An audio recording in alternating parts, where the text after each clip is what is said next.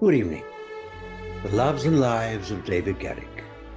In other words, when love speaks, the voice of all the gods make heaven drowsy with the harmony.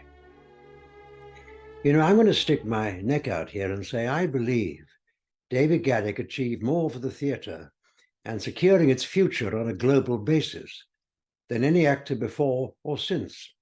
And the main reason why his name has remained as relevant today as it was back in 1741, when he first took London by storm in the title role of Richard III. The reason why that occasion was so extraordinary and remained engraved in the memories of many was that for an unknown actor with no experience other than that of instinct to take on such a demanding role, I mean, don't forget, Garrick quite simply stumbled into the theatre by following the footsteps of others rather than that of his brother into the wine trade, which he was supposed to have done. But then, having made this spectacular entrance as Richard III, proceeded to break with tradition and openly reject the declamatory style of the day, which audiences had come to expect of that actor, such as James Quinn, and instead play the role more naturalistically, producing a recognizable emotion that had never been encountered on stage before. Such a radical departure from the norm not only took nerves of steel, but could quite easily have finished Garrick's career off before it even began. At 29, he became the youngest actor-manager ever to run Drury Lane Theatre, introducing new staging and lighting techniques and doggedly refusing the more affluent spectators the freedom to wander behind the scenes and crowd the stage with their flirtatious behavior.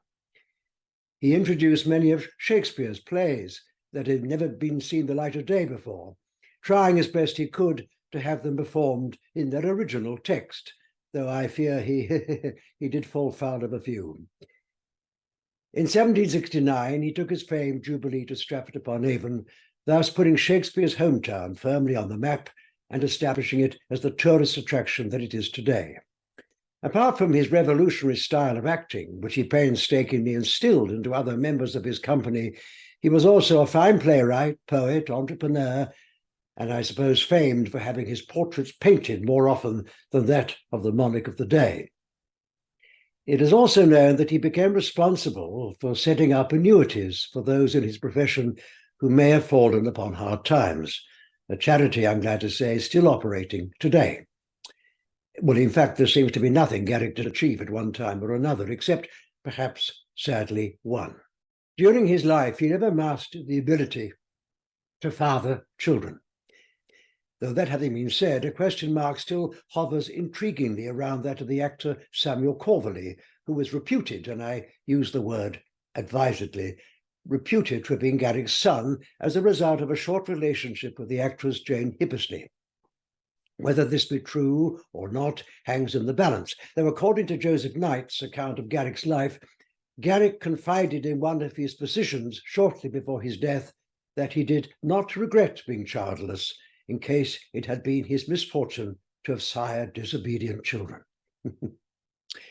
We do know that Hippersley, a renowned Mrs. Malaprop of her day, later changed her name to Green, having married the actor Henry Green, in an attempt perhaps to conceal either her out-of-wedlock pregnancy or, more importantly, to hide her son's true parentage.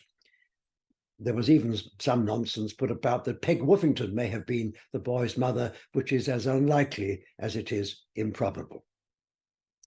Others even believe the romanticized story of Garrick finding Corverley literally abandoned in a Moses basket on the steps of Drury Lane and consequently brought him up as his own, though there is no proof of this rather romantic fairy tale. Whatever the parentage, we do know that Garrick took quite a paternal interest in the boy, casting him in a number of juvenile roles before packing him off at his expense to boarding school.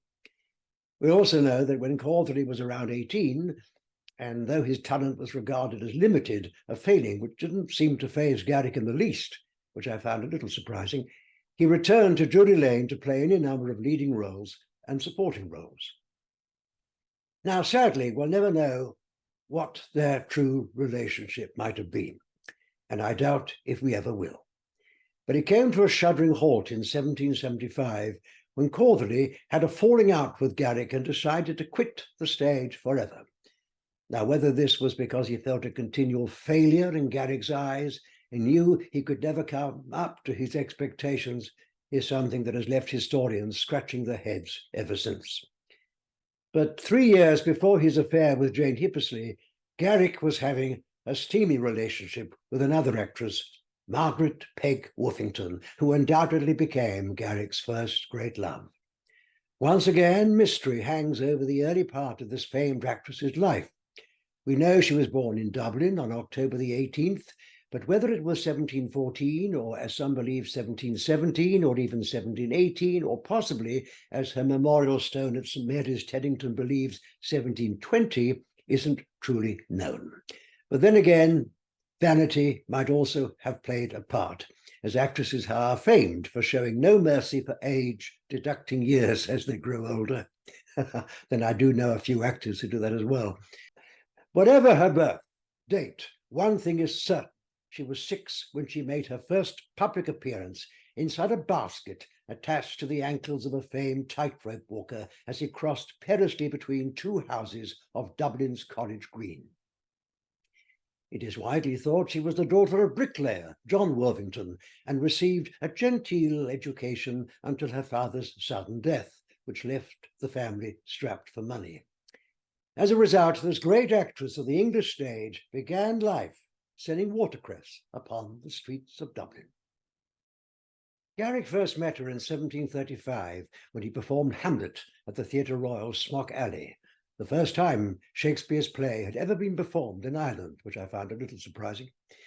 7 years later found her playing Cordelia opposite his Lear at Drury Lane, and a romance at once blossomed, which intensified over the next few months. It was during the run of King Lear that an outrageous act of audience participation occurred. While Cordelia lay resting her head on Lear's lap, an inebriated ruffian suddenly thrust his hand through the open drapes and lunged at the actress's breasts. Uproar from the spectators. Garrick immediately rose slowly from his recumbent position and gave the ruffian a look of such agonizing terror that the fellow quickly fled the stage, never to be seen again. I'm afraid this was the sort of behavior actors had to put up with in those days. It has been said of Peg Woffington that no painting could emulate the richness and delicacy of her complexion.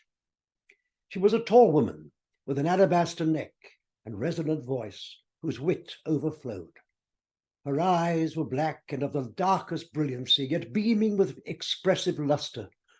Her eyebrows arched and endowed with a flexibility which greatly increased the expression of her other features. Her nose gently aquiline and her dark tresses unstained by that of powder. Well, no wonder Garrick, like so many, fell desperately in love with her. Walpole, though, thought differently, considering her a very bad actress, but has life, which indeed she had, an abundance of it.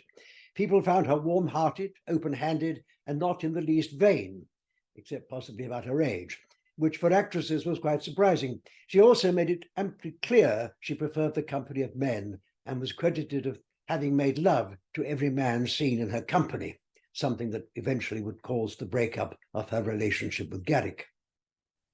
Her slender physique enabled her to play many popular cross-dressing roles, breeches parts, such as the libertine Sir Harry Wildair in The Constant Couple. It was said that after one such performance as Wildair, she was heard boasting, "In my conscience, I believe half the men in the house take me for one of their own sex," to which another actress retorted, "That may be so, dear, but in my conscience, I'm sure the other half can convince them to the contrary." Eventually, Garrick and Peg set up home at 6 Bow Street, sharing the lodgings with fellow actor Charles Macklin, though it was not, as some believed, a ménage à trois. Macklin was happily involved at the time with the Irish actress Anne Grace, and remained so until the day she died. Besides, Peg had a constant eye towards any gentleman with money who happened to be titled or who could further her career. She was, as one admirer put it, but less kindly, a very captivating woman and a most willing bitch, artful, dissembling, lewd, and malicious. Anyway, here at Bow Street, the housekeeping expenses were borne by each on alternate months. They both entertained lavishly, perhaps more so during Peg's month, Garrick being more abstemious, even to the point of meanness. Johnson remembers Garrick scolding Peg for the strength of her tea, which was described as being blood red and far too strong, tea being considered quite a luxury around this time, even though Johnson was known to drink anywhere between 20 and 30 cups at a sitting. She then sought out John Rich, patentee and manager of Covent Garden, known as the Emperor of Pantomimes and the unrivaled harlequin of the public. When she arrived in London in 1740, Peggy repeatedly pestered the manager until he eventually granted her a personal audience, which his assistant carefully recorded as thus. Rich was reclining on a couch with one leg lolling over the other, holding a book in one hand and a teacup in the other. He was surrounded by 27 cats of different sizes, ages, and complexions.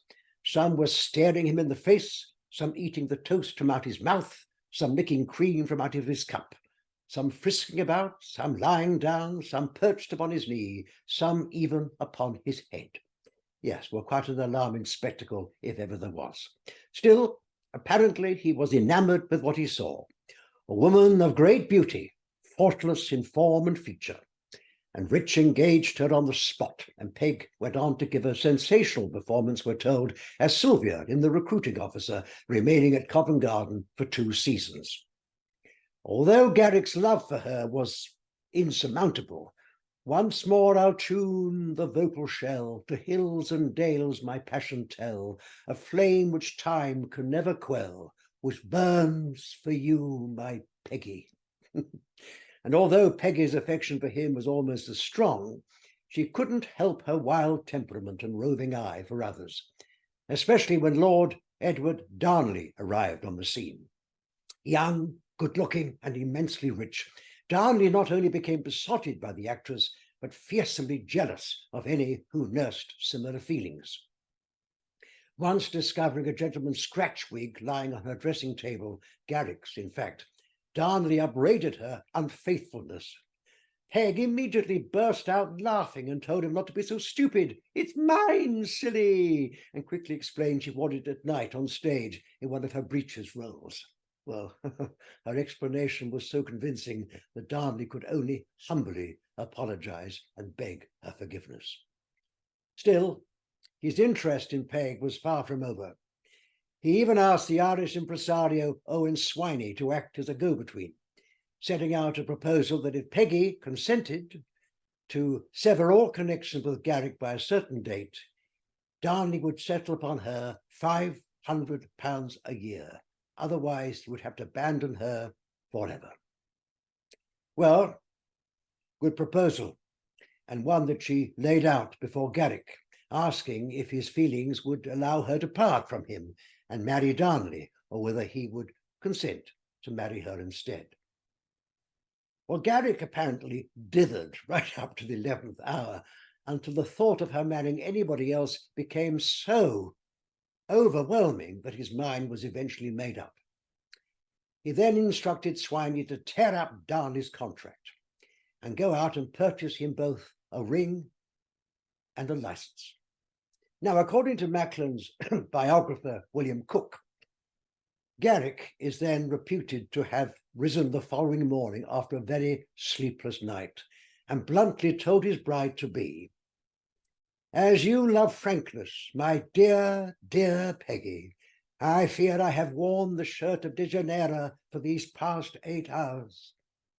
Well, according to Greek mythology, Deianira reputedly murdered her husband Heracles by dipping his shirt in poison. The name became synonymous with the term man-destroyer. "Then, sir," said Peggy, from this hour, I separate myself from you, except in the course of professional business or in the presence of a third person." Well, I don't know about you, but the thought of Garrick and Woffington lying in bed conducting a lover's quarrel with obscure classical references is distinctly too ridiculous for words. Anyway, true or not, something must have occurred for Peggy to immediately return all the gifts Garrick had ever given her. Garrick in return did the same, apart from a pair of diamond shoe buckles, which he wore until the end of his life. He then wrote her the most endearing letter, which he openly confessed. I often wish my tongue had been blistered before I uttered the words which caused you to say that thy smock should never be rubbed by my shirt again. I was frantic when you left me, never to return. And ends the letter by asking her to forgive one who has ever had a tender memory of thee since parting. Let bygones be bygones, and bury oblivion in the past. Send me as thou love me a kind answer to thy repentant David Garrick. Unfortunately, it was by now too late for her to renew her relationship with Darnley, who, believing it was all over, had taken himself off overseas, eventually dying from a broken heart, or so we are led to believe. Peg Woffington was not always favoured by her competition. She tended to upset and create ongoing rivalries with a number of actresses, both at Drury Lane and at Covent Garden. The worst being the actress Kitty Clive. No two women in high life ever hated each other more unreservedly than those two great dames of the stage, said Garrick's biographer Thomas Davies. I can actually imagine that being quite true. Finding the bitterness of theatrical life almost intolerable, Peggy returned to her beloved Dublin, to the very theatre where she and Davy Garrick first began their relationship, the Theatre Royal, Smock Alley. Now, good fortune eventually befell her when she became the beneficiary of Owen Swiney's will. Benevolence on a scale she could never have believed. But sadly, she was not a well woman. In 1757, she returned to Covent Garden at the invitation of John Rich to play Rosalind in As You Like It. Brilliant though she was, it was sadly to be her last performance. On the 3rd of May that year, she collapsed on stage, unable to breathe. The young actor Tate Wilkinson, who was present on the night, described the scene. When Mrs. Woffington came off for her quick change in the 5th act, she complained of feeling ill, but nevertheless got accoutred and returned to finish the part and to deliver the epilogue. But when she arrived at the line, if I were a woman, I would kiss as many of you as had beards, her voice broke. She endeavoured to go on, but could not, and in a voice of tremor exclaimed, "Oh God," and tottered into the wings, where she was safely caught. The audience sank into awful looks of astonishment to witness one of the most handsome women of the age struck so suddenly by the hand of death, and at such a time and in such a place and in the prime of life, was too awful to observe. She lived on for a further 3 years, claiming them to be the happiest of her life. Margaret Peg Woffington died a spinster on the 28th of March, 1760, at the age of 39, or possibly 46, or then again 42, or even 43, and buried within the grounds of St. Mary's Church, Teddington.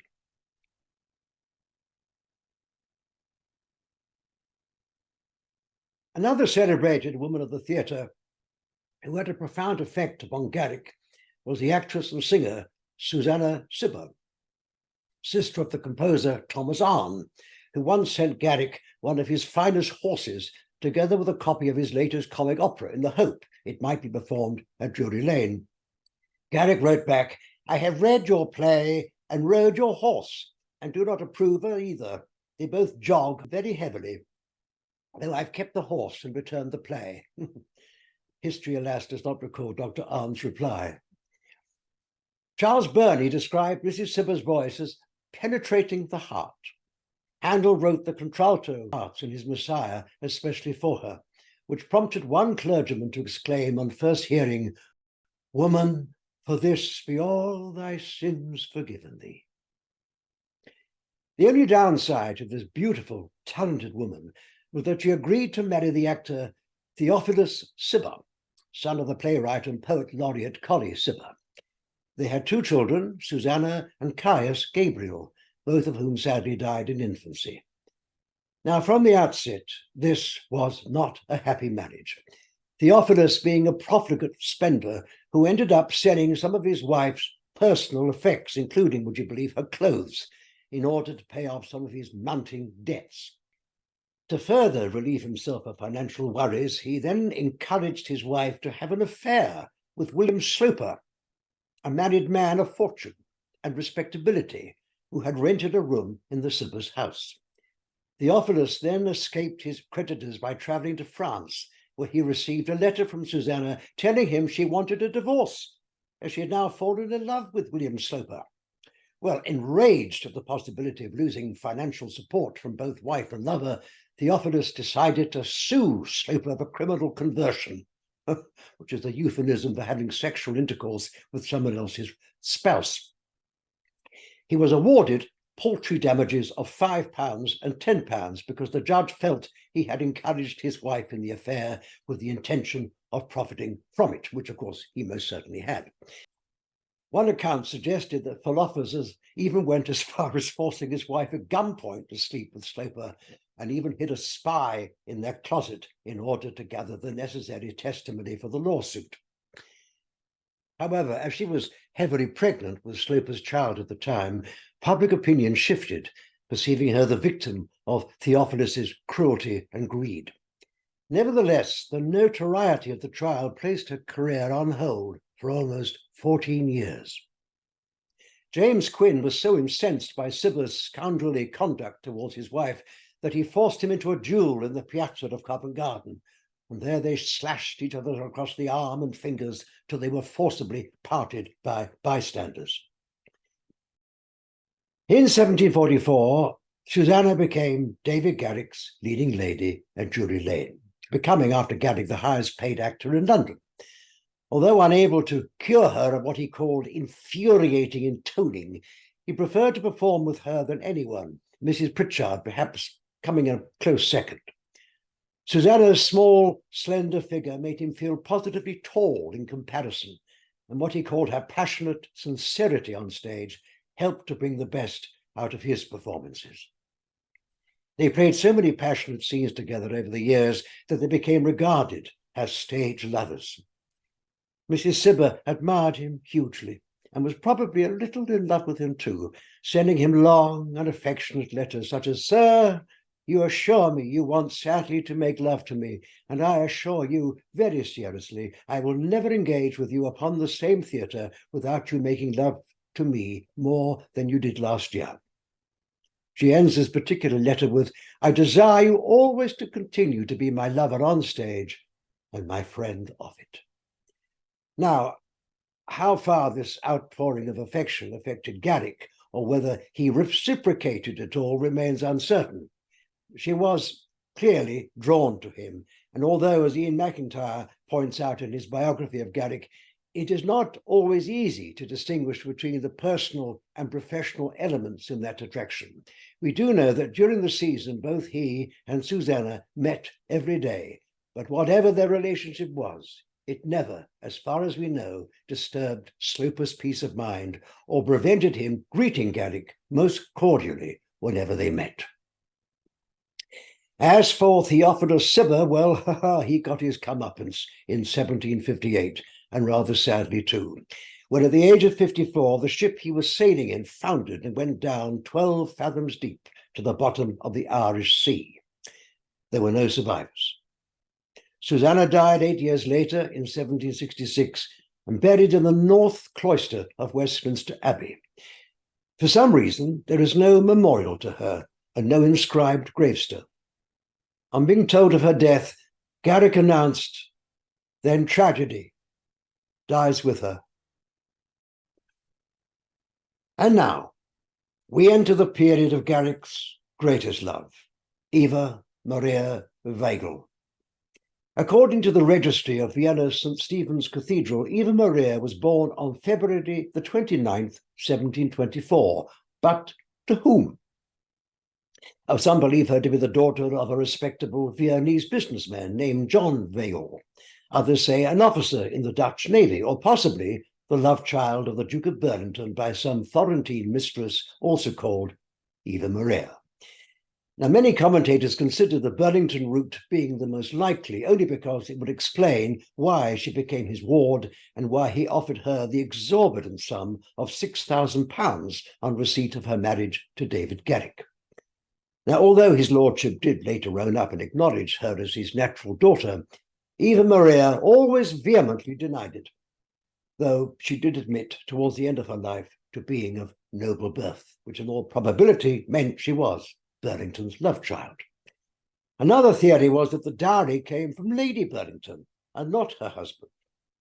Well, either way, if Eva Maria's claim to noble birth is to be taken seriously, then as Margaret Barton says in her biography of Garrick, the clue to the mystery lies buried and forgotten in Vienna. What is even more intriguing, though, seems to be no further mention of either her father or her mother in any biography before or since, unless one has conveniently slipped my notice. What we do know for certain is that she was born in Vienna and regarded not only as one of Europe's most beautiful women, but a sublime and accomplished ballerina, an artistry that caught the eye of Empress Maria Theresa, who invited Eva Maria to teach dancing to the royal children. The Empress also persuaded her to change her name to Violette, meaning violet, which I suppose sounds less harsh than Weigel. Now, in the spring of 1746, when she was 22 and speaking little to no English, though fluent in others, Eva Maria suddenly disappeared, or rather, she was banished for her own good and sent off to London. The reason being, or so we can only assume, knowing his reputation for the fairest sex, was that she had attracted the eye of the emperor, and the empress thought it more expedient to quickly clear the air and have her removed. Now, whether this be true remains uncertain. We do know she left almost immediately, accompanied by 2 male members of her family, and sailed from a port in Holland disguised rather mysteriously as a man.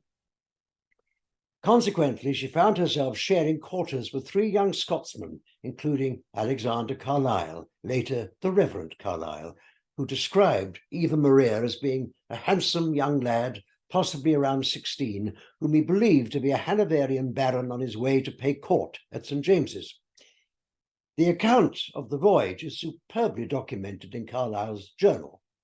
The crossing, he says, became increasingly fierce and turbulent, that all on board became violently ill from sickness.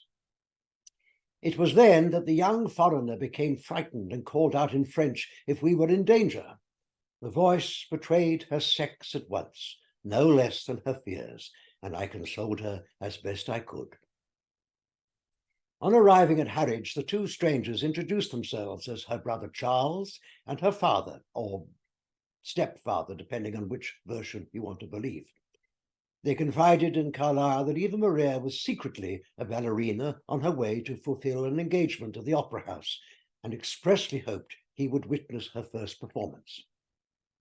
The party then took off to London, where Eva Maria was placed in the safekeeping of Lord and Lady Burlington, who had agreed to take on the legal responsibility of her upbringing. We also know that during the beginning of the following year, 1747, Carlyle watched his young travelling companion take London by storm when she danced quite exquisitely in front of George II at Haymarket's Opera House. We also learn that, much to the surprise of the first night audience, La Voilette, as she was then billed, showed off a neat pair of black velvet breeches with rolled stockings. But being informed they were unusual in England at the time, changed them the following night for a pair of plain white drawers, which I can't imagine had quite the same effect. 12 years later, Carlyle found himself a guest at the Garrick's dinner table in Hampton. Although many years had passed since sharing a cabin en route from Holland, Carlyle recognized his hostess at once, even though Eva Maria showed no remembrance of him at all. Either that or she chose not to embarrass herself in front of her husband. Now, there have been many sightings and theories as to when Garrick first met his future wife. Some believe it to be in May 1749 at the Duke of Richmond's Riverside Garden Party in honor of the Duke of Modena, where, according to Walpole, Garrick followed the young beauty around like an obedient lapdog, ogling and sighing all the while. And even though Eva Maria returned his looks and glances, she was compelled to do so from a safe distance, as Lady Burlington had made other plans, Lord Coventry not being one of them. It was only when Lord B noticed him taking a lively interest in her ward that she quickly intervened and began moving her wedding ring up and down as though to say no other terms would be accepted. The elderly widower moved reluctantly away. I think it's probable Eva Maria first became captivated with Garrick when seeing him perform his greatest role, Richard III, at Drury Lane. And I would imagine he became equally entranced by both her beauty and expertise on the stage of the Opera House, where she had become the talk of the town, in even instigating a riot when she didn't appear one evening. Either way, it was abundantly clear to Lady Burlington that there was a strong chemistry brewing between them, and that concerned her.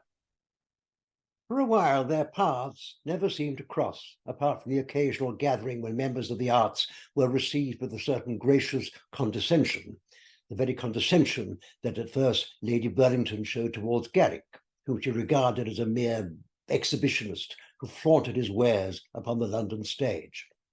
Garrick, not to be put off by such short-sightedness, carried on regardless, even on one occasion disguising himself as a woman in order to enter the Burlington's coach to slip a letter into Eva Maria's hand.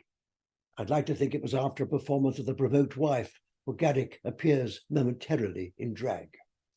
The letter and those that followed have never been published, though I was fortunate to come across a few of them a few years back, belonging to a descendant of Mrs. Garrick's one-time solicitor, Thomas Rackett.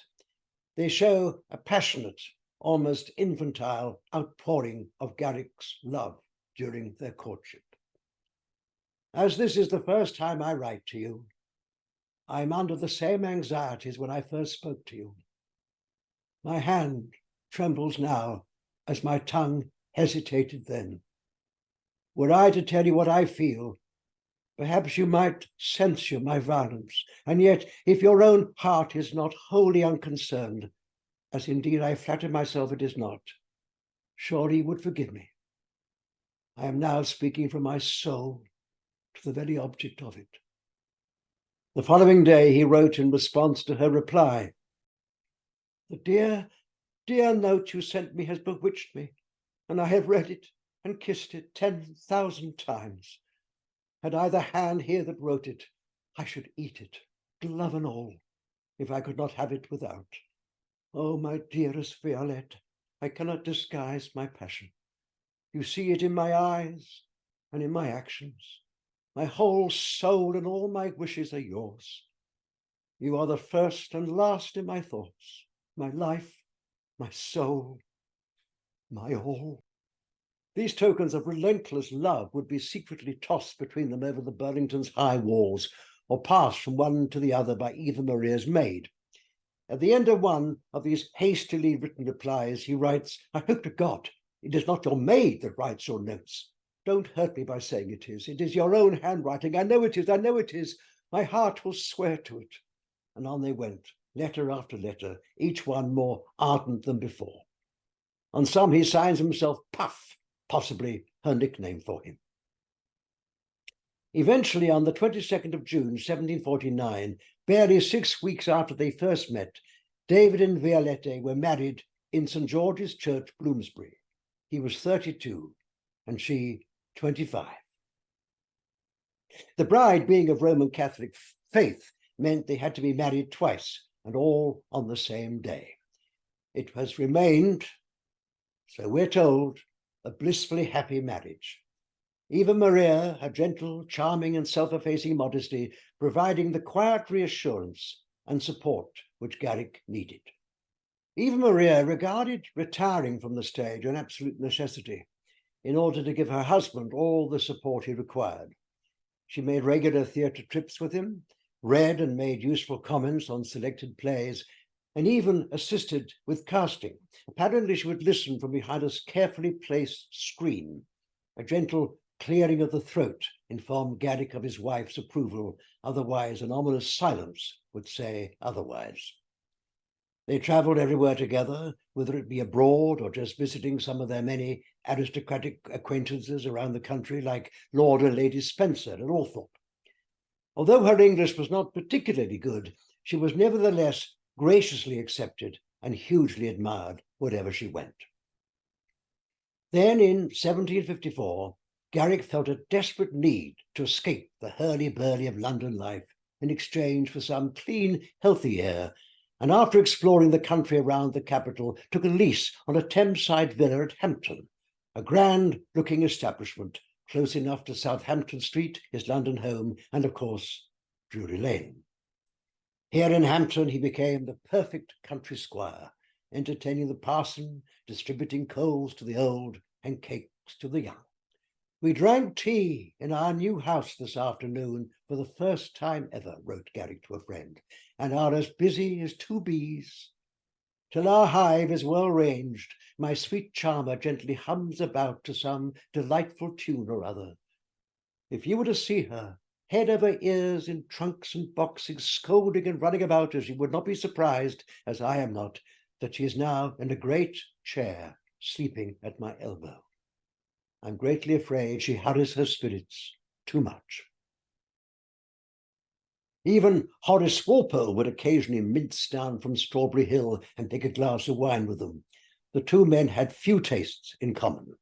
Walpole finding Garrick's constant buffooning frightfully irritating. He had much more time for Eva Maria, whom he liked exceedingly. Her behaviour is all sense and all sweetness. He found Garrick far too exhausting, too much mimicry and burlesque. I am very ungrateful, for he flatters me abundantly, but unluckily I know it. In 1763, Garrick, who lived a whirlwind existence, was beginning to find the constant niggling problems of running an enterprise as huge as Drury Lane, not to mention the endless list of leading roles he assigned himself to, was beginning to affect his health. So, against his better nature, he took his doctor's advice and agreed to a short, much-needed break. In September of that year, both he and Mrs. Garrick set forth on what was to be their great European tour. In fact, it was to be almost 18 months before London was to see either of them again. 5 weeks into the tour, Garrick fell seriously ill, complaining of abdominal pains, possibly a penalty for overindulging himself on rich Italian food and drink. It left him with a weakness which he never fully overcame. Eva Maria nursed him day and night, believing the scouring he had received would be all the better for him. Theirs was a true example of conjugal felicity. Both were devoted to each other, and throughout their 30-year marriage never, so it is reported, spent so much as a single night apart. But was this strictly true? Among the batch of unpublished letters from Garrick, which I have previously mentioned, one clearly asks for Eva Maria's forgiveness regarding some shameful misdemeanor, the result of which had her moving out and living elsewhere. The Burlingtons, maybe, all very titillating. Unfortunately, being that there is no date, it's hard to accurately surmise when or where or even who he was writing to. But as it was found all amongst those written to Eva Maria, I can only assume it was to her he was begging forgiveness. You have parted from me upon a suspicion of my having attachments elsewhere. Can anything be more groundless or unjust? Can you possibly imagine that after the proofs I had offered of my sincerest regard to you, proofs that could only proceed from love, I could have an affection to any other person? You cannot believe it. The lady you suspect is of consequence to my affairs, and to my affairs only. Now, I've often wondered this might have been Susanna Cibber, for around this time, if the dates of the other letters are to go by, Garrick was staying with her and her lover, William Sloper, and her brother Tom near Cheltenham. As Ian McIntyre says in his fine biography, it was no secret that Mrs. Cibber could be coquettish and flirtatious in her dealings with Garrick. and where undoubtedly there were many times where a degree of erotic tension rose up between them. Either way, this would have indicated that Garrick did spend the odd night apart from his wife. Garrick then tries to justify his relationship with his unknown actress, explaining that she has the strongest attachment to a most formidable friend of mine, now could this be William Sloper, and that she is little capable of behaving wrongly to him as I am of betraying that confidence and friendship he has honored me with. But supposing I could be base enough to have a double engagement, do you suppose I could carry it off? Appear openly with one person on the face of another? Though you may think me villain enough to have such a scheme, you cannot think me fool enough to behave in this manner. He then questions as to whether there were other reasons for leaving, other than those given to him, mentions some secret she had been concealing from him, which if she hadn't, they might perhaps have been happier now. My heart would beg another interview, but only pride is against it. If you sincerely wish to be satisfied of my sincerity and truth to you in this affair, you will see me tomorrow morning between 10 and 12. If you do not come to me, I shall be convinced that my suspicions are just, and I will not injure you or love myself.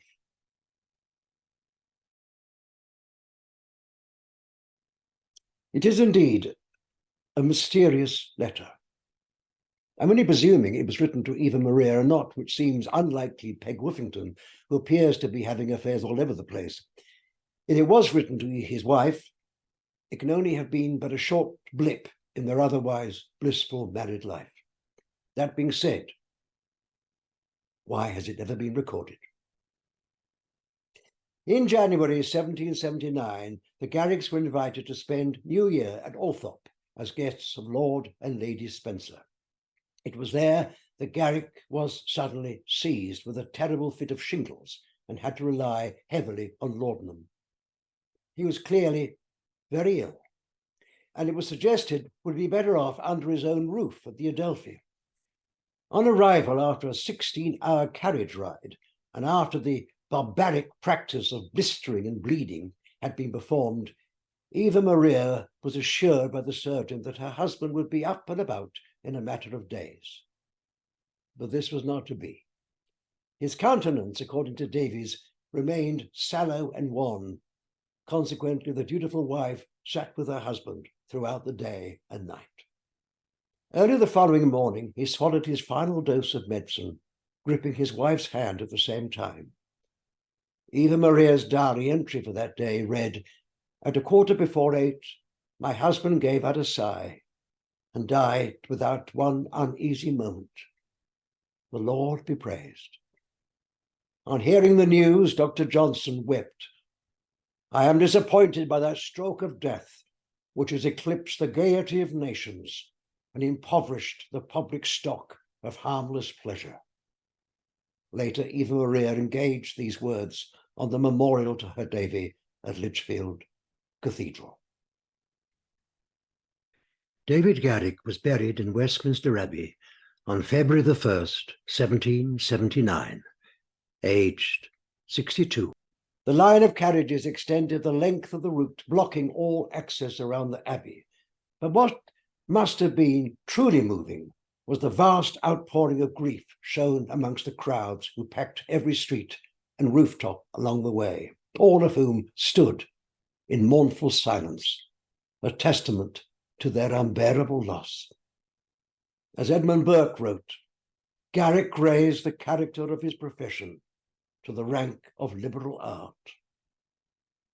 The funeral at which the King and Queen were present, and for which 1,800 admission cards and mourning rooms were distributed, was considered to be one of the largest witnessed in London until the funeral of Lord Nelson 6 years later. Garrick's body was placed inside no fewer than 3 coffins, 2 of elm and 1 of lead, before being laid to rest in Poets' Corner at the foot of his revered William Shakespeare.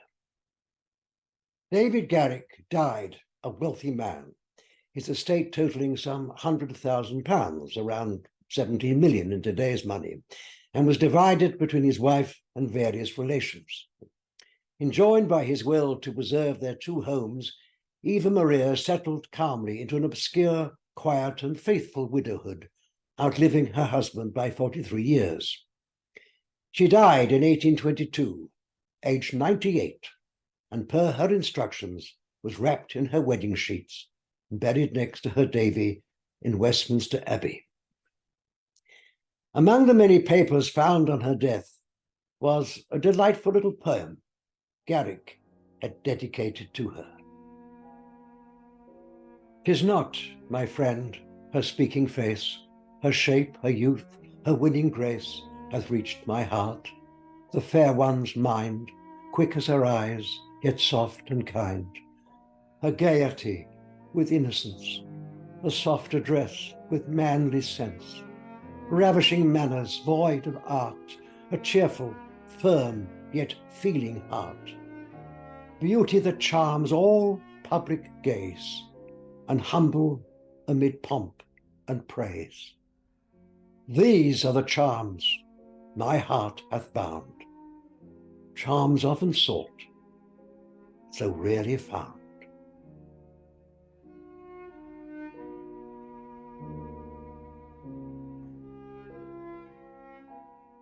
Thank you for watching my gentle meanderings through the life, the loves, and most certainly the passions of David Garrick.